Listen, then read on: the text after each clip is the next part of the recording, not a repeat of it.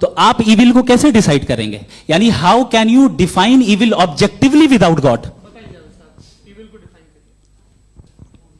देखिए, दुनिया में दो तरह के जानवर हैं, एक जो अकेले रहते हैं जंगल में और एक जो ग्रुप्स में रहते हैं। ग्रुप में जो भी रहेगा, चाहे वो आपका फाउंडेशन हो, चाहे कोई क्लब हो, चाहे कोई पॉलिटिकल पार्टी हो, चाहे कोई यूनिट हो, उसमें आपको इंटरैक्ट करने के रूल बनाने पड़ेंगे। यानी लोग तय करेंगे।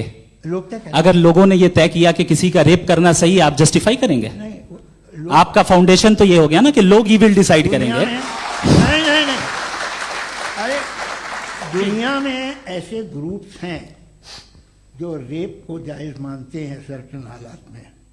मैं डिटेल में नहीं जानूंगा, आप भी जानते हैं।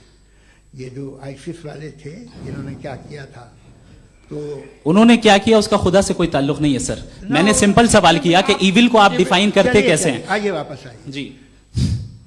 आप साथ में तभी रह सकते हैं जब कुछ आप ऐसे उसूल डेवलप करें जिसमें हर एक का बेसिक तहफ़्फ़ुज़, हर एक का बेसिक राइट हो और हर एक को कोई आराम मिले।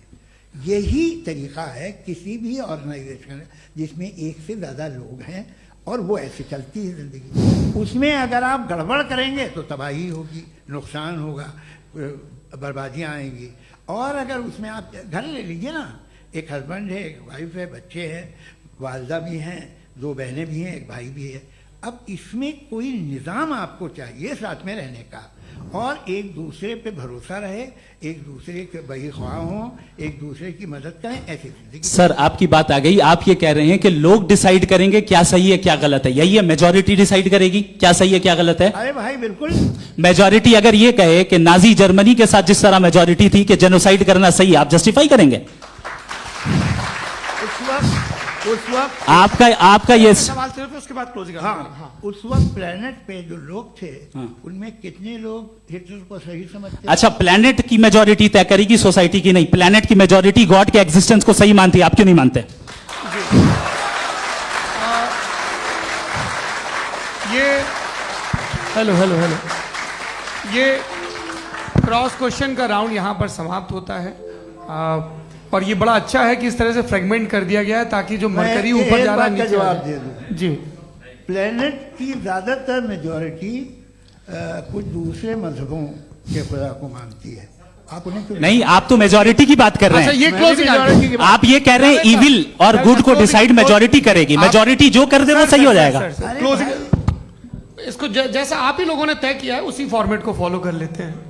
हाँ भाई, मैंने तो भले लोगों पे एतबार किया और तब मॉडरेशन तय किया जी। आपके पास 5 मिनट का वक्त है, क्लोजिंग आर्ग्यूमेंट है, उसके बाद हम ऑडियंस से क्वेश्चन आंसर लेंगे जावेद साहब की क्लोजिंग आर्ग्यूमेंट के बाद। ओके, बहुत शुक्रिया जी। हमारा जो टॉपिक है डज गॉड एग्जिस्ट, मैं इस पे इतने एकेडमिक तैयारी करके आया था। मुझे था कि मैंने सोचा था कि कई सारे मैं आर्ग्यूमेंट्स दूंगा, लेकिन वक्त की भी किल्लत और जावेद साहब बार बार इधर उधर चले जा रहे थे तो उसको भी थोड़ा एंटरटेन करना पड़ गया। डज गॉड एग्जिस्ट पे मैं एक ही आर्ग्यूमेंट दे पाया। आर्ग्यूमेंट्स बहुत हैं और डेफिनेटिव आर्ग्यूमेंट्स हैं, और मेरे आर्ग्यूमेंट को किसी एक राउंड में भी इन्होंने एंटरटेन नहीं किया और रेफ्यूट नहीं किया। एक राउंड में भी नहीं, एक राउंड में भी नहीं। और ना ही अभी आपका क्लोजिंग आर्ग्यूमेंट आएगा, नहीं, वो बता देना। Argument of contingency sir. अरे मैं आपसे कई बार कह चुका हूं कंटीजेंसी का मतलब अब मैं कैसे समझाऊं आपको? आपस में हाँ, आप और कितने आसानी से समझाऊं मैं? मुझे तो नहीं समझ में आ रहा है। आप अपनी आर्ग्यूमेंट ऑफ कंटीजेंसी उर्दू में बोल सकते हैं। हाँ, आप अपनी बात पूरी कर लें जी, आखिरी 4 मिनट। दूसरी चीज, just a minute please ma'am, can I talk? दूसरी चीज ये है कि आपने एक तो इसका जवाब नहीं दिया, दूसरा आपने गॉड के ना होने पर कोई डेफिनेटिव आर्ग्यूमेंट नहीं दिया, सिर्फ मजहब पे बात कर रहे हैं आप। मजहब तो आज हमारा टॉपिक ही नहीं था। आज तो हमारा टॉपिक हो, आप मजहब से ले लेकर आईएस तक चले गए। भाई हमारा क्या ताल्लुक है उससे? We condemn them. और उसका गॉड से क्या ताल्लुक है? अगर कोई गलत काम कर रहा है, किसी ने किसी को कत्ल किया, किसी ने किसी का रेप किया, उसको सजा मिलनी चाहिए। और आपके पास कोई भी rational strong foundation of morality नहीं है। आपने कहा कि मेजॉरिटी तय करेगी सोसाइटी की, वो सही होगा। मैंने कहा हिटलर को फिर आप सही कहेंगे, नहीं, प्लैनेट की सोसाइटी की मेजॉरिटी तय करेगी। तो प्लैनेट की मेजॉरिटी गॉड के एग्जिस्टेंस को मानती है, आप कह रहे हैं ये रिलीजियस है। तो यानी आपके पास कोई स्ट्रॉन्ग फाउंडेशन नहीं है ऑब्जेक्टिव मोरालिटी का। ऑब्जेक्टिव मोरालिटी का अगर कोई फाउंडेशन है तो वो सिर्फ गॉड है, गॉड है, गॉड है। थैंक यू जी। ये मुफ्ती शमाइल नदवी साहब का क्लोजिंग आर्ग्यूमेंट था। अब हमारे पास जी ये बड़ा अच्छा है कि दोनों लोगों को मॉडरेटर से शिकायत भी और बोल रहे भाई हमारी शाबाशी भी तो करते चलो। अब मेरी बात जी, आपके पास जावेद अख्तर साहब 5 मिनट का वक्त है। ये आपका क्लोजिंग आर्ग्यूमेंट है, टाइम रीसेट कर दें जी। देखिए, बहुत सारी बातें हैं। गॉड का डेफिनेशन दुनिया के किसी भी रिलीजन में है कि वो ओमनीपोटेंट है, ओमनीप्रेजेंट है, he is just, he is kind, he loves you and so on. मैं जब दुनिया देखता हूँ तो मुझे कोई ऐसा सुप्रीम पावर यहाँ दिखाई नहीं देती है जो इंसान की बहबूदी के लिए कुछ कर रही हो, कमज़ोर को बचा रही हो, मदद कर रही हो, जालिम को पीछे हटा रही हो। मैं नहीं देखा, तारीख में नहीं। एक तो अगर है और ये देख रहा है तमाशा, तो उसका होना न होना बराबर है।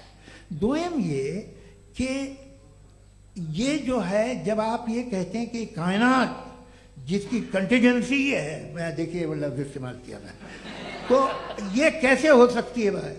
और फौरन आप सरेंडर कर देते हैं कि जाहिर है कि इसका बनाने वाला तो इससे 10,000 गुना था तो कॉम्प्लिकेटेड होगा। उस पर आपके होने पे कोई इतराज नहीं है। उसे वो टाइमलेस है, वो पहले से था, टाइम तो बहुत बाद में आया। ये सब आप मानने को तैयार है जिसका आपके पास कोई सबूत नहीं, आपके पास कोई रीजन नहीं है। आपकी तारीख क्या है मजहबों की, बिलीफ की, जो खुदाओं का बिलीफ है, ये कॉन्स्टेंटली गलत साबित होता रहा है। मतलब आप कहें कि अरिस्टोटल के ज़माने में तो सब जाहिल थे, वो भी इतने ही यकीन से खुदा पे यकीन रखते थे, जो अब नहीं रहा, ये भी नहीं रहेगा। आप लिख लीजिए, और इसके आसार आपको दुनिया में दिखाई देना शुरू हो चुके हैं। ये बहस क्या आज से 100 साल पहले इस तरह हो सकती थी? यहाँ तक तो आपको हम ले आए हैं। तो सर अरे इनको मदद की जरूरत नहीं भाई, ये सेल्फ सफिशिएंट आदमी है, आप क्यों इनकी मदद कर रहे हैं? Sir please. तो ये जो है तमाम बातें अपनी जगह हैं। ये एक पैकेज है। आप अकेले, कोई आदमी ऐसा नहीं जो सिर्फ गॉड को मानता हो, उसके साथ बहुत पैराफर्नेलिया आता है, अलग अलग पैराफर्नेलिया आते हैं। They have always created chaos in the society. मैं तो आपको सीधा ऑफर देता हूँ कि दुनिया में 10 इम्पॉर्टेंट बिलीव्स हैं। आप एक मानते हैं, 9 नहीं मानते, 9 में आप एथियस्ट हैं, 9 को आप बिल्कुल रीजनेबली मेरी तरह देखते हैं। तो 90 मजहबी आदमी भी 90% एथियस्ट है, वो दूसरे खुदा नहीं मानता, एक खुदा मानता है अपना वाला, बाकियों को कहता है गलत है।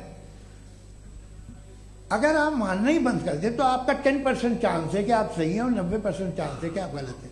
मेरा मशवरा है, आप मानना छोड़ दिए तो 50% चांस होगा कि आप सही हैं और 50% चांस होगा, 40% आप गेन करेंगे बाय बिकमिंग एन एथियस्ट।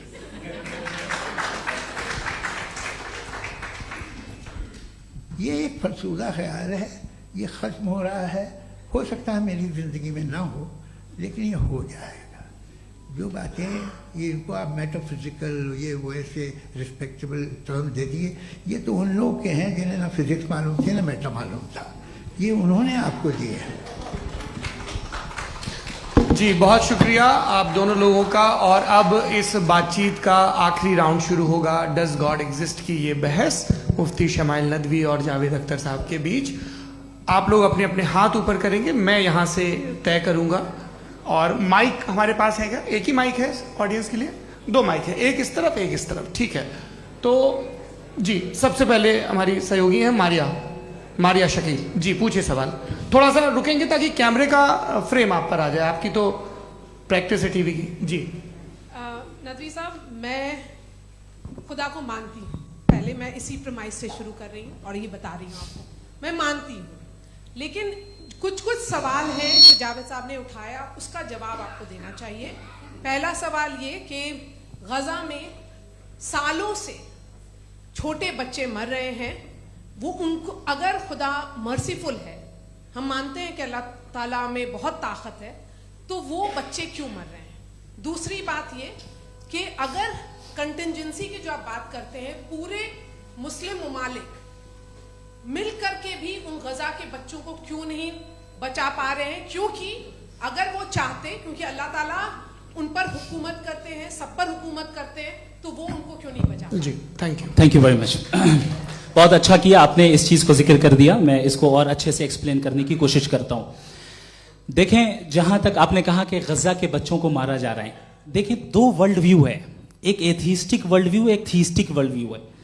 बच्चे मर रहे हैं दोनों वर्ल्ड व्यू में, लेकिन हमारा वर्ल्ड व्यू कह रहा है कि रिकॉम्पेंस है, ये कह रहे हैं कि उनका मरना बेकार जाने वाला है, कोई उसका रिकॉम्पेंस नहीं है, चूंकि इनके यहां आखिरत और अल्लाह का कोई तसव्वुर या गॉड का कोई तसव्वुर नहीं है।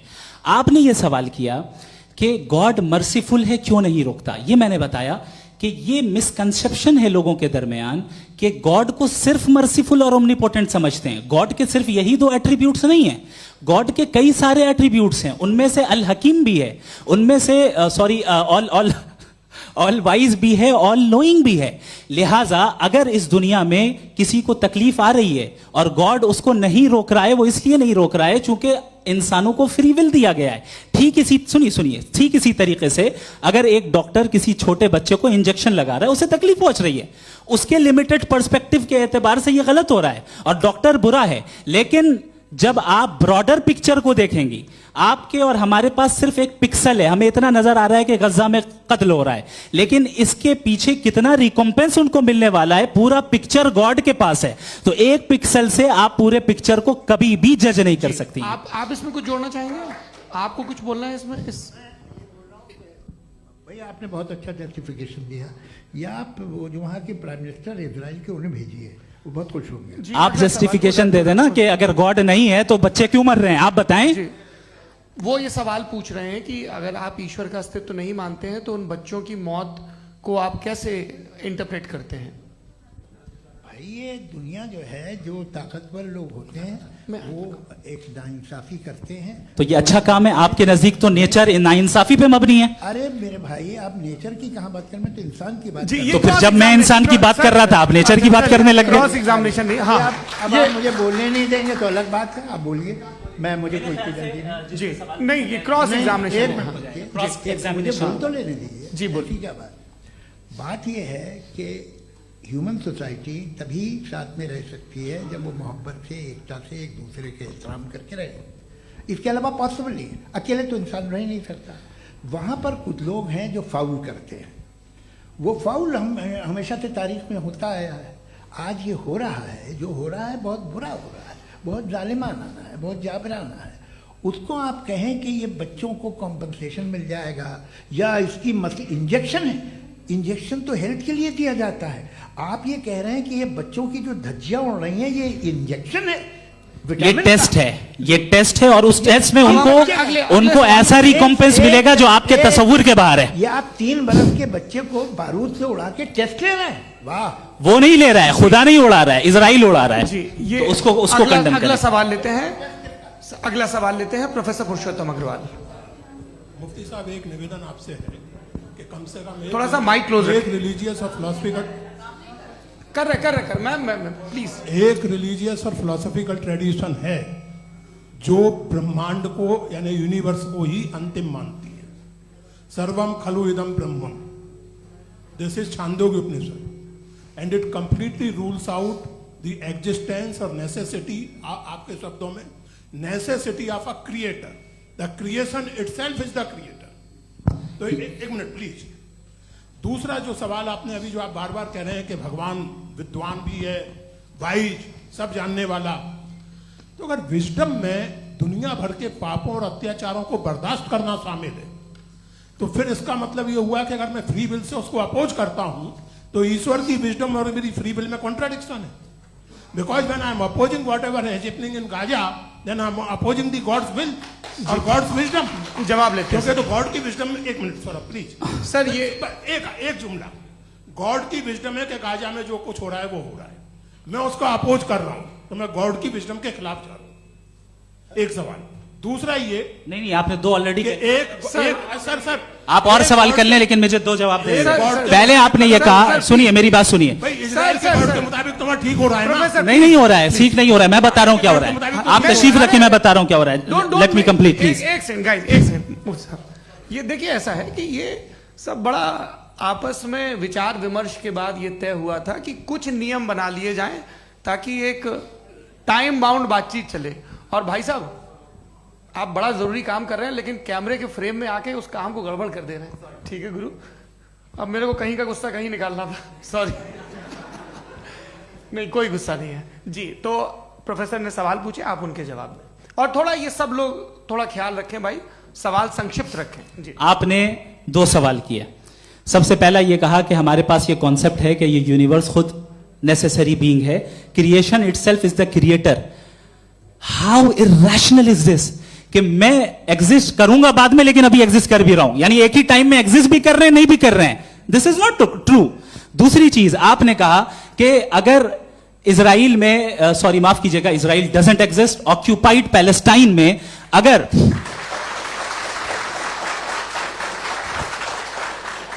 ऑक्यूपाइड पैलेस्टाइन में बच्चों को मारा जा रहा है फ्री विल की वजह से और गॉड नहीं रोक रहा, ये कॉन्ट्राडिक्शन है। ये बताइए कि एक एग्जाम में एक बच्चा गलत आंसर लिख रहा है, सुनिए, एग्जामिनर चाहे तो रोक सकता है, क्यों नहीं रोक रहा है?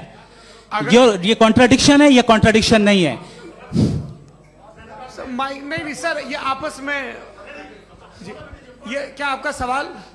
माइक दीजिए। फ्री विल दिया गया है टेस्ट के लिए, अकाउंटेबिलिटी के लिए। अगर फ्री विल नहीं होता तो आप कहते हैं हमें रोबोट बना दिया गया। नॉट मिसरिप्रेजेंट माय पोजीशन, आपकी जो भी पोजीशन, मैं अपनी फ्री विल के नाते, अपने ह्यूमन विजडम के नाते गाजा में हो रही अत्याचार का विरोध करता हूं। बिल्कुल करना चाहिए। आपके हिसाब से मैं गॉड की विजडम का विरोध कर रहा हूं? बिल्कुल नहीं, समाज हो रहा है गॉड की, बिल्कुल भी नहीं, बिल्कुल भी नहीं। उसका वहां पर गाजा में कत्ल होना ये इंसानों के गलत इस्तेमाल का नतीजा है, फ्री विल के इस्तेमाल का नतीजा है। गॉड इसका हुक्म नहीं देता, उससे रोकता है। यही तो मसला है ना, आपके लिए कॉन्सेप्ट क्लियर है? नहीं भाई, आपने तो बताया था इंजेक्शन लगाने से बच्चे को तकलीफ होती है, ये इंजेक्शन लगा। सर आप ऐसे रेटोरिक स्टेटमेंट दें तब तो कोई मसला नहीं समझते रहेंगे। This is a rhetoric statement, this is not a logical argument sir. I am sorry, I am sorry. आखिरी 30 मिनट बड़े मुश्किल होने वाले हैं जी। मुफ्ती साहब आगे बैठे हैं, इनको माइक दीजिए। हाँ तरुण, माइक आप अपने पास रखिए, आपको कैमरे का फ्रेम पता है जी। सबसे पहले दोनों को मुबारकबाद। एक सर अपना आप नाम बता दें। आप अमेरिका में शिकागो में रहते हैं, इतना मुझे याद है। बताया आप, यासिर नदीम अलवाजदी मेरा नाम है। जावेद सर, आपसे एक क्वेश्चन है इन्फिनिट रिग्रेस के ताल्लुक से। एक हाइपोथेटिकल सिनेरियो है, मसलन अगर आप सर माइक थोड़ा सा प्लीज क्लोज रखिए जी। अगर आप शायर इसलिए हैं कि आपके कोई उस्ताद शायर थे, और वो इसलिए शायर थे कि उनके कोई उस्ताद शायर थे, और इसी तरीके से हम माजी में पीछे चलते चलते चले जाएं और कहीं ना रुके, तो माफ कीजिएगा आप कभी शायर नहीं हो सकते। लेकिन आप शायर हैं, आपका शायर एग्जिस्ट करता है, इसका मतलब ये है कि आप कहीं ना कहीं रुके हैं। तो मेरा सवाल ये है कि क्या आप इन्फिनिट रिग्रेस ऑफ कॉजेस को लॉजिकल फैलेसी मानते हैं या नहीं मानते? हाँ या ना? मैं इन्हें लॉजिकल फैलेसी नहीं मानता हूँ, लेकिन मेरा प्रॉब्लम यह है कि जब मैं नहीं मानता हूँ तो I will continue with this logic जो फैलेसी नहीं हो। आप एक जगह रुक जाते हैं जाके, आप कहते हैं ये गेंद कैसे बनी, ये जजीरा कैसे बना, ये समंदर कैसे बना, ये ज़मीन कैसे बनी, और अचानक गॉड पे जाके आपको ब्रेक लग जाता है। एक बार आप सवाल नहीं करते कि भाई इनको बनाने वाला तो इनसे भी कॉम्प्लिकेटेड होगा, वो कैसे बना, उसके बारे में आपने इत्मीनान कर लिया, वो हमेशा से है। तो अगर आप उसे हमेशा से मानते हैं तो फिर ये मान लीजिए कि कायनात हमेशा से, क्या तकलीफ हम वजूद में नहीं आते जी है? हम मौजूद नहीं। अच्छा सर क्यों नहीं हो मैं सकता? बताऊंगा प्लीज। जैसे मैंने मिसाल दी आपके शेर, आपका शेर कभी वजूद में ना आता अगर शायर इसी तरह चलते रहता हमेशा जी। माइक मेरे ख्याल से एक सेकंड। इन्फिनिट रिग्रेस का कॉन्सेप्ट क्लियर नहीं हो पाया, ऐसे रहने दें, लेट्स मूव ऑन सर। ठीक है। हाँ थोड़ा सा मॉडरेटर का भी ख्याल रखें। नहीं आपने तो रखा है, आपने रखा है।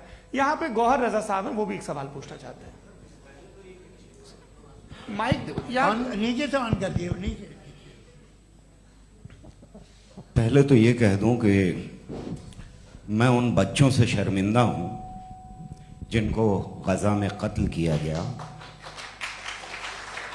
क्योंकि हमारे होते हुए कत्ल किया गया। लेकिन उससे ज़्यादा शर्मिंदगी इस बात से हुई कि मुझे लगा कि मुफ्ती साहब उसको जस्टिफाई कर रहे हैं। बिल्कुल भी नहीं, आप बहुत ही गलत मुझे बात लगा मैं गलत हो सकता हूं। बिल्कुल गलत मैं है। सवाल पूछ रहा हूं, सवाल मैं देखिए, सवाल अगर पूछ रहा हूं। एक मैं जावेद भाई गौर से साहब, डिसएग्री गौर करता साहब, हूं। एक सेकंड देखिए, अगर देखिए ऐसा एक सेकंड आप सर वेट अरे आप कुछ मेरे पहले मुझे अपनी बात कह लेने दीजिए। अगर ऑडियंस तय करेगी तो फिर मॉडरेटर का मतलब नहीं। मेरा आप सबसे ये कहना है, ये बहस दो लोगों के बीच में है, एक तरफ मुफ्ती साहब, एक तरफ जावेद साहब। पिछले 1.5 घंटे से ये लोग अपने अपने तर्क रख रहे हैं। आपकी इनसे इत्तेफाकी हो सकती है, ना इत्तेफाकी हो सकती है। मेरे उस्ताद मुझे सिखा गए हैं कि मुखामुखम में असहमति की गुंजाइश बची रहनी चाहिए। अगर मैं आपकी बहुत इज्जत करता हूं गौहर साहब, आपने जो कमाल की किताबें लिखी, साइंटिफिक टेम्परामेंट, लेकिन मेरी ये गुजारिश है आप सबसे कि यदि आप इन लोगों ने जो बोला उन पर टिप्पणियां करेंगे तो ना वक्त की पाबंदी रहेगी, ना वो अनुशासन। आप सवाल पूछ लें, उस सवाल में जो बात आ जाए वो आ जाए। मैं जावेद साहब से डिसएग्री करता हूं, इसलिए जावेद साहब से सवाल पूछ रहा हूं। आपका सवाल जावेद अख्तर साहब से। और सवाल यह है मेरा कि जावेद साहब ने कई बार लॉजिक का इस्तेमाल किया कि साइंस में लॉजिक है और रिलीजन में लॉजिक नहीं है। मेरा ख्याल यह है कि रिलीजन में भी लॉजिक है, लेकिन उस लॉजिक की बेसिस यह है कि आप रुक जाते हैं, जिसका जिक्र जावेद साहब ने बार बार किया, यानी खुदा के तसव्वुर पे आते हुए, गॉड के तसव्वुर पे आते हुए रुक जाते हैं। और इसमें सवाल पूछना मतलब फॉरबिडन होता है। सवाल यह है कि क्या जावेद साहब इससे एग्री करते हैं कि साइंस की लॉजिक अलग है और रिलीजन की लॉजिक अलग है? बताइए सर। देखिए, 3 चीज़ें हैं। साइंस है, एक है मंतिक है, इस्तिदलाल है, और एक जो है कुछ भी नहीं है, फेथ है, अकीदा है। मैं अकीदे की लॉजिक का कायल नहीं हूँ। मुझे आप इस्तिदलाल से, लॉजिक से, रीज़न से समझाइए, मैं मानने को तैयार हूँ, मेरा क्या नुकसान होगा। लेकिन ये कि अकीदे पे मैं नहीं जा सकता हूँ। अकीदे का मतलब है कि तुम ये मान लो, सवाल ना करो, ये नहीं। आप सारी बातें करके, बड़ी साइंटिफिक बातें करके एक जगह जाके खुदा के हुदूद पे रुक जाते हैं, सरेंडर कर देते हैं। मैं सरेंडर करने को तैयार नहीं। That's all. जी, ये आगे सर बैठे हुए हैं, इनको माइक दीजिए। भाई वो आप पूछना चाह रहे थे ना भाई? हाँ, नहीं मैं ये थैंक यू जी। आपका नाम? आसिम इफ्तिखार। आसिम जी, पूछिए। सर जावेद सर से सवाल है कि आपने अपने क्लोजिंग माइक थोड़ा करीब रखिए। अपने क्लोजिंग स्टेटमेंट में ये बात कही थी कि मजहब का जो फ्यूचर है वो ज़्यादा दिन नहीं जाने वाला है, लेकिन मैं देख पा रहा हूँ कि जो ऑक्सफोर्ड यूनिवर्सिटी की एक स्टडी है 2011 में हुई है, जिसके 50 एकेडमिशियंस ने इसको अंजाम दिया था, उसमें वो ये कहते हैं कि जो फेथ इन गॉड है वो इनबिल्ट है ह्यूमन नेचर के अंदर, जिसको हम कहते हैं फितरत के अंदर शामिल है वो। और वो ये कहते हैं कि अगर कोई ये समझता है कि मजहब को वो ख़त्म कर देगा तो ये उसकी गलत फहमी है। तो आप इसके बारे में, इस स्टडीज के बारे में क्या कहते हैं? ठीक है, मैं उनसे एग्री नहीं करता हूँ। वो कौन से प्रोफेसर होंगे? ऐसा उनके क्या पास डेटा है, इन्होंने डेटा के बेस होगा। डेटा क्या हो सकता है? फ्यूचर का डेटा तो नहीं हो सकता ना उनके पास। प्रेजेंट का डेटा हो सकता है। डेटा आपने सुना 100 साल पहले का बाद का डेटा? मैंने तो नहीं सुना आज तक। तो आज उनकी ये राय है और होगी राय, ठीक है। दुनिया में तरह तरह की राय है लोग, लेकिन मैं समझता हूँ कि वक्त के साथ इंसान ज़्यादा से ज़्यादा रीजनेबल और लॉजिकल होता जा रहा है। आज आप देखिए वेस्टर्न यूरोप में क्या परसेंटेज है नॉन बिलीवर्स की, बहुत हाई। वहाँ चर्च खाली पड़े होते हैं। तो अल्टीमेटली तो इंसान कोई ऐसी बात बहुत अरसे तक नहीं मान सकेगा, चाहे गलत या सही, जो उसे, उसके दिमाग को, उसके जहन को, उसकी लॉजिक को अपील न करे। वो कह रहे हैं तो ऑक्सफोर्ड के होंगे तो कैम्ब्रिज के होंगे, तो मुझे क्या लेना देना। उनका डेटा मुस्तकबिल का नहीं हो सकता है। जी दीपक, हाँ पूछिए। मैं आऊँगा अभी, पीछे की साइड भी आऊँगा, माइक वहीं भेजूंगा 2-3 साल के लिए। जी जावेद साहब, आपसे सवाल है। नमस्ते। अरे भाई सर, अगर आप ही लोग तय करना है तो फिर 200 लोग तय कर लें। ये सब नहीं sir, please don't do this sir. Sir everybody has a right sir, but we can only take selected questions. No sir, ये यंग लोग भी हैं तो इनकी ये अब उतने सुनिए। यंग, भाई आप यंग हैं कि नहीं हैं? एक मिनट, वो कह रहे हैं वो भी आइए, यंग हैं पूछ रहे ना साहब। भाई। आप उनकी नौजवानी पर दावा उनको ही करने थे। हाँ मुफ्ती साहब, आप यंग, हाँ पूछे। अरे भैया सर, मेरा सवाल ये है। कुछ इनसे भी तो पूछो। जी नहीं, बस आपसे एक सवाल है। जैसे थीस्टों के पास अपने जो ईश्वर को मानते हैं उनके पास अपने सोशल गेट टुगेदर्स हैं, 5 रोज़ क्रिसमस आने वाला है, होली है, दिवाली है, ईद है। एथिस्ट क्या ऑफर कर रहे हैं? मतलब मैं इनकी दुकान से बोलूं मैं आना चाहता हूं उस तरफ, पर मैं अट्रैक्ट नहीं हो पा रहा हूं। मैं सोशल गेट टुगेदर्स क्या है आपके पास? वो ये कह रहे हैं कि जो धार्मिक लोग हैं, अलग अलग धर्म के लोग, उनके उत्सव त्योहार कॉन्ग्रेगेशन वही बहुत बात। हैं। अब आपको मैं एक सुनाता हूँ, यहाँ हिस्टोरियन भी बैठे हैं। मृदुला जी आप बताइएगा सही है कि नहीं। ये एक कॉन्स्टेंटाइन, एक ग्रीक रोमन बादशाह था जो क्रिश्चियनिटी आने के 400 साल बाद उसने डिसाइड किया कि मैं क्रिश्चियन हो जाऊंगा, मेरी पूरी स्टेट कैंसिल हो जाएगी। उस जमाने में ऐसे ही होता था, राजा जो धर्म इख्तियार करता था वो जनता भी कर लेती थी, इसलिए कि वो हो गया था बैंकक्रप्ट। और उसे जो मेडिटेरियन कोस्ट के रिच क्रिश्चियन वो थे मर्चेंट, उससे पैसा चाहिए था। तो उसने कहा यार क्रिश्चियन हो जाओ। तो उसने अपने वजीर से कहा कि भाई ये हिस्ट्री है कि अब हम लोग क्रिश्चियन हो जाते हैं। पहले सर हो जाएंगे, कोई प्रॉब्लम नहीं है, लेकिन एक प्रॉब्लम ये है कि 17 दिसंबर से 25 दिसंबर तक जो पेगन फेस्टिवल होता, जो पेगन जो फेस्टिवल होता है वो बंद हो जाएगा, इसलिए कि हम क्रिश्चियन हो गए तो होगा नहीं। तो वो बच्चों को बहुत बुरा लगेगा, पब्लिक को बहुत इंजॉय करते हैं, खासतौर से 25 को मेन डे। उसने कहा हाँ ये तो सही कह रहे हो, ये जीसस क्राइस्ट की पैदाइश कब थी? कहते साहब वो अप्रैल में थी। नहीं कट करो, वो 25 दिसंबर को है। ये हकीकत है जी। और 400 साल बाद क्रिश्चियनिटी के अप्रैल से दिसंबर ले आए, और इसलिए कि यहाँ पेगन फेस्टिवल होता था। अब मनाते हैं आप आराम से। ये जो सारे फेस्टिवल हैं ये रिलीजन से, हर एक को एक इंटरटेनमेंट डिपार्टमेंट चाहिए होता है अपनी कंपनी चलाने के लिए। तो ये रिलीजन ने, ये सेकुलर त्योहार थे जिन्हें रिलीजन्स ने ले लिया है।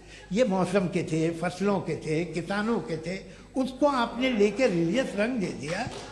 ये कोई रिलीजन से थोड़ी आए आप। अच्छा हमें देखिए, हम तो मुल्द हैं, हम ईद मनाते हैं, हम दिवाली मनाते हैं, हम होली मनाते हैं, हम क्रिसमस मनाते हैं। बम्बई की फिल्म इंडस्ट्री की सबसे बड़ी होली हमारे घर में होती है, सबसे बड़ी ईद हमारे घर में होती है। वो हमारे सोशल वो है, हमारे हेरिटेज है। ऐसा थोड़ी है कि we will throw the baby along with the water.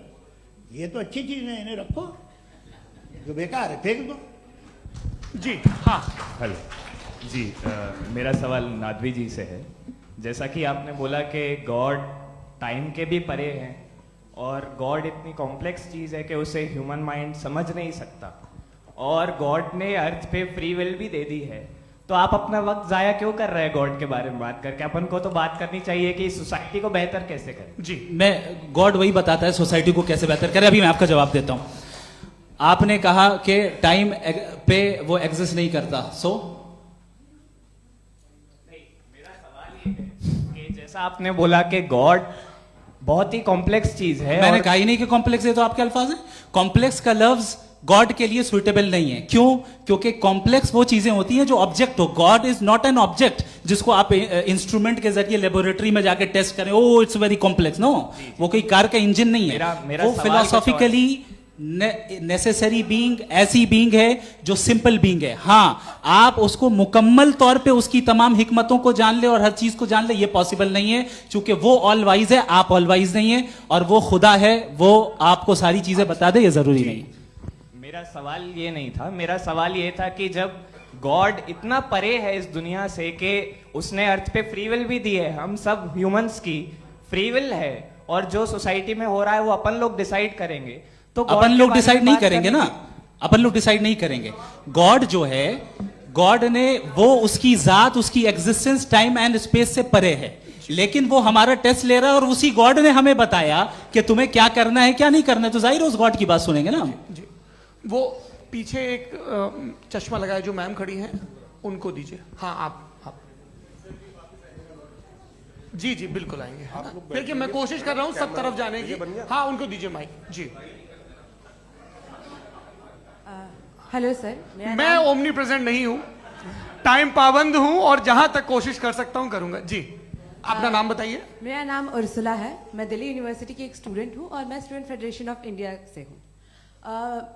मेरा सवाल मुफ्ती जी से है कि इस हॉल के इस कमरे में बैठ के हम लोग रेप की मोरालिटी के बारे में फिलोसफिकली बात तो कर सकते हैं, बट असलियत ये है कि रोजमर्रा की जिंदगी में औरतें रेप के थ्रू गुजरती हैं, और हम लोग सिर्फ नंबर्स पे इस तरह नहीं देख सकते, क्योंकि कितनी औरतें हैं इन कंट्रीज में जहां पे आप बता रहे हैं कि केसेस कम हैं, जिनका एक्सेस है कि वो जाके केस फाइल कर सके।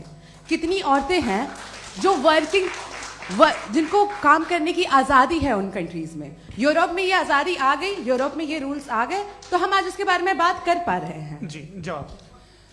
आपने ये कहा कि कमरे में बंद होकर हम लोग इस पर फिलोसफिकली बात कर सकते हैं, लेकिन हकीकत में क्या हो रहा है, वो ग्राउंड लेवल पे क्या हो रहा है, जो बहुत गलत हो रहा है, और वो सफर कर रही हैं। आई अग्री, बहुत गलत हो रहा है, और जो गलत हो रहा है उसको हमें रोकना है। और क्यों रोकना है, वो गलत क्यों है, हमारे पास इसका ऑब्जेक्टिव फाउंडेशन है, इनके पास उसका ऑब्जेक्टिव फाउंडेशन नहीं है। मैं ये कहना चाह रहा हूं कि जहां पे भी जुल्म हो रहा है, जहां पे भी औरत पे जुल्म हो रहा है, या उसकी इज्जत लूटी जा रही है, या उसे तकलीफ पहुंचाई जा रही है, और सिर्फ औरत नहीं, किसी इंसान के ऊपर भी जुल्म हो रहा है, तो उसके खिलाफ खड़ा होना, ये मोरालिटी हमारे पास गॉड के पास से आई है। वरना जावेद साहब तो कह रहे हैं कि जो है मेजॉरिटी डिसाइड करेगी, तो मेजॉरिटी तो कभी भी बदल सकती है। क्या आप हाँ। ये थोड़ी सी आपको गलतफहमी है। मैं अगर मेरे जुमले से ये मदना निकला या मैंने कहा, तो ये जुमला मैं वापस लेता हूँ। ये मेरा मतलब ही नहीं था कि मेजॉरिटी डिसाइड करेंगे। मेजॉरिटी डिसाइड करे तो दुनिया में बड़ी, वैसे आपने कहा था ये जुमला। अच्छा हो सकता है, मैं मान रहा हूँ, बाद में रिकैप कर लेंगे। अरे एक सेकंड, मैं अपनी एक्सप्लेनेशन देता हूँ। मुनासिब बात यह है कि हम सब के सब दिल में जानते हैं कि क्या अच्छा है क्या बुरा है, हमें पता है अच्छी तरह से। जो लोग बुरे काम करते हैं उन्हें भी मालूम अच्छा क्या है। यही तो सवाल था हजरत कि फिर ये मोरालिटी आई कहां से? Cross examination. हाँ जी, हाँ। मोरालिटी साथ रहने की डिजायर से आई, यानी साथ रहकर जो कुछ कह दे, जो कुछ कर दे, वो हो जाएगा। नहीं नहीं, तो आप कायदे से रह ही कर सकते हैं जब तक लोगों में मोरालिटी हो, वरना क्यास हो जाएगा। ये आपको कैसे पता? जी हमने देखा ना, जहां मोरालिटी का क्यास हो गया, हम देखते हैं। कहां पे देखते भाई? दुनिया में। आप जो कह रहे हैं, आप कहीं पे अगर गलत हो रहा है, इस बहस तो उसको आप देखिए, आप एपिस्टेमोलॉजी की बात कर रहे हैं, मैं ऑन्टोलॉजी की बात कर रहा हूं। मैं इस बहस के बाद आप दोनों लोगों को चाय पे होस्ट करूंगा, वहां पे क्रॉस एग्जामिनेशन कर लीजिएगा। अभी ऑडियंस का हक मार रहे हैं आप लोग भाई, सर जस्ट लोग हैं आप लोग। और ये भाई ये हाँ, उधर आएंगे, जी सर आएंगे। अच्छा सर मेरा नाम लईकुर रहमान है और मैं अलीगढ़ मुस्लिम यूनिवर्सिटी का स्टूडेंट हूँ। और जहाँ तक मुझे पता है कि sir you are also product of Aligarh Muslim University. मैं भी उसी चमन का बुलबुल। हाँ सर, तो बहुत खुशी हुई मुझे जान करके कि मैं आपसे मिलूंगा। सवाल सर, मेरा सवाल यह है, सर सैयद अलैहि रहमा का नजरिया यह था कि खुदा के वजूद को अकल के दायरे में रह करके तलाश करना, न कि पूरी तौर से उसका इनकार कर देना। Sir how will you define it? नहीं, तो ये तो आप इन्हें बताइए।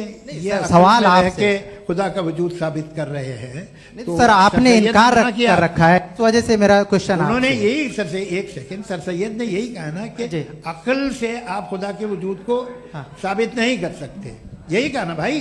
वो उन्होंने कहा कर सकते हैं और वो कर दिया गया आज। वो फोन तलाश करना या साबित करना अकल से नहीं हो सकता। अरे सवाल तो सुन लीजिए जी। अकल से नहीं हो सकता है, यही कहा ना आपने। अकल से हो सकता है, अरे वो यही कह रहे हैं भाई, आप बता रहे हो सकता है, वो तो कुछ और। आप अगर सर देखो नौजवान फोन ले लो, वो इतनी कमाल की यूनिवर्सिटी है। अरे भाई दे दो ना जरा, एक मिनट दे दो भाई, मेरी बात सुनो, माइक पे बोलो ताकि जो लाखों लोग देख रहे हैं। माइक दे दो ना।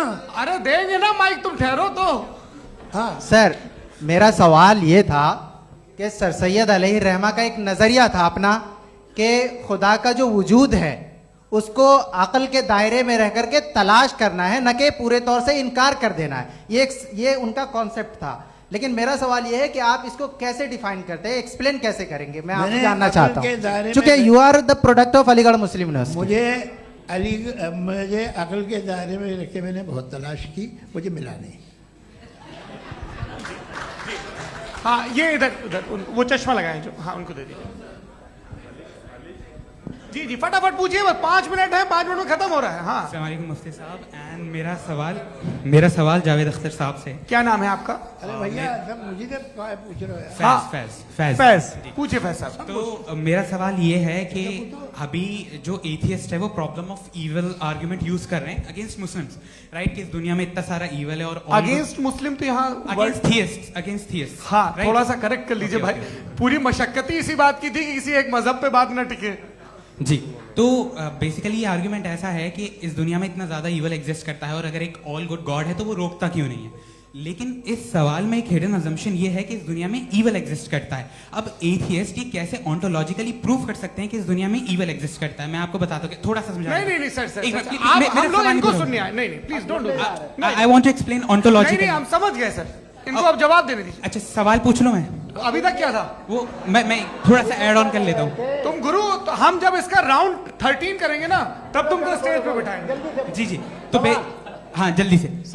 तो देखिए एथियज्म के हिसाब से सब कुछ रैंडमली बन गया है, सब कुछ एटम्स और मॉलिक्यूल्स है। एक पत्थर में और मुझ में सिर्फ इतना फर्क है कि हम लोग एटम्स और मॉलिक्यूल्स का अलग अलग रीअरेंजमेंट है। अब एक पत्थर को कोई इंसान तलवार से 2 टुकड़ों में काट दे या मुझे, according to atheism it is same. There is no evil and good according to atheism. जी अच्छा फैज साहब का सवाल ये है कि हाँ कोशिश भी करते तो इससे गलत सवाल नहीं कर पाते। एक लाइफ फॉर्म है और लाइफ फॉर्म में फीलिंग्स हैं, मतलब लाइफ फॉर्म सुनता है, देखता है, टेस्ट कर सकता है, फील कर सकता है। तो उसकी ये जो क्वालिटी इस बबल में आ गई है वो जानवर में भी है, इंसान में भी है। तो जाहिर है कि उसे कोई तकलीफ पहुंचेगी, तो चूंकि उसके पास वो सेंसिटिविटी है तो मैं करेगा। पत्थर में वो सेंसिटिविटी नहीं है।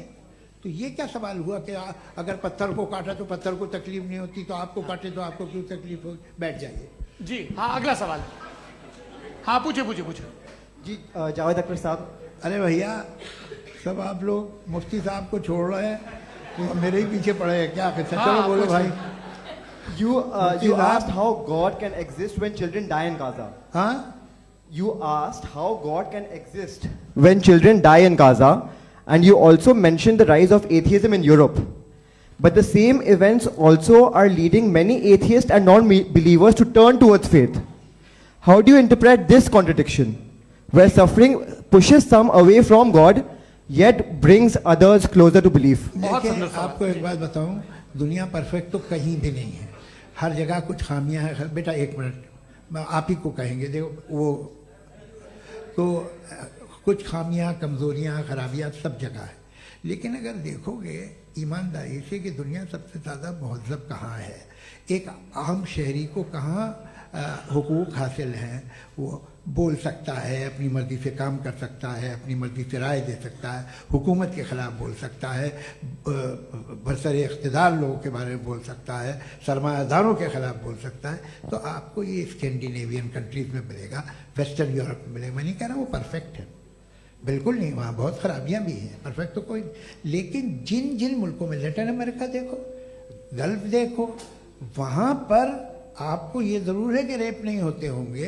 रेप की ज़रूरत क्या है भाई? उसको तो ख़रीद लो, घर में रखो, सड़क पर रेप करने की क्या ज़रूरत है? मगर सुनिए, मगर हकीकत ये है कि वहाँ शख्सी आज़ादी राय देने की, बोलने की नहीं है। जी ये एक आखिरी सवाल मुफ्ती साहब से। हाँ मैम इनको माइक दीजिए। शुक्रिया। मेरा नाम मनीषा है, मैं हरियाणा से आई हूँ। मैं मुफ्ती साहब से एक बात पूछना चाहती हूँ। आप बार बार जावेद साहब को कॉन्ट्राडिक्ट तो कर रहे हैं कि आपने ये कहा, लेकिन आप भी अजम्पशंस के बेसिस पे बात कर रहे हैं। आपने खुदा के होने का कौन सा प्रूफ पेश किया है, खुदा की एग्जिस्टेंस का? अब इस सवाल को अलग रहने दीजिए, कौन एथीस्ट है कौन नहीं है। और दूसरी बात जो आपने एक छोटी सी कही थी कि ये फ्री विल का इस्तेमाल करता है इंसान अपनी, लेकिन उस फ्री विल का इस्तेमाल में मतलब खुदा ने ये दे दी सबको ये इजाजत कि वो कितना घिनौनापन और कितने ज्यादा खराब से खराब तरीके इस्तेमाल कर सकता है। जवाब सुनते जी। आप फ्री विल को मानती है ना, या अब कहती है कि फ्री विल नहीं है ना? मानती है ना? तो अब आपके पास इसका कोई एक्सप्लेनेशन नहीं है कि अगर एक इंसान उस फ्री विल का इस्तेमाल करके गलत काम कर रहा है और बच के अच्छी जिंदगी गुजार के निकल जा रहा है, उसका कोई रिकम्पेंस नहीं है। हमारे वर्ल्ड व्यू में जो इंसान गलत काम कर रहा है उसको भी रिकॉम्पेंस यानी उसका बुरा बदला मिलना है, और जो सही काम कर रहा है उसको सही बदला मिलना है। लिहाजा जो फ्री विल है वो इस तरीके से है कि एक लिमिटेड टाइम तक खुदा ने मोहलत दी है। ऐसा नहीं कि छूट दे दी, जो करना है करते रहो हमेशा। वक्त आएगा जब एग्जाम का टाइम खत्म होगा तब रिजल्ट आएगा, दौराने एग्जाम जबरदस्ती आपको नहीं बताया जाएगा। अरे भाई एक सेकंड, जी, एक सवाल मुफ्ती साहब से मेरा, मुफ्ती साहब से जी, एक सवाल। हाँ, मैम एक सेकंड रुक जाइए, आपसे फोन, आप इसके बाद आपसे पूछिएगा, माइक यहीं छीन रहेंगे चुका। वो, हाँ, बोलिए। मैं मुफ्ती मैम, साहब एक एक ही सेकंड। सवाल करता हूँ कि अगर जो हो रहा है फ्री विल से हो रहा है और एक दिन बरोज़ क़यामत इंसाफ होगा मैशर में वगैरह वगैरह, तो दुआ क्यों मांगते हैं लोग?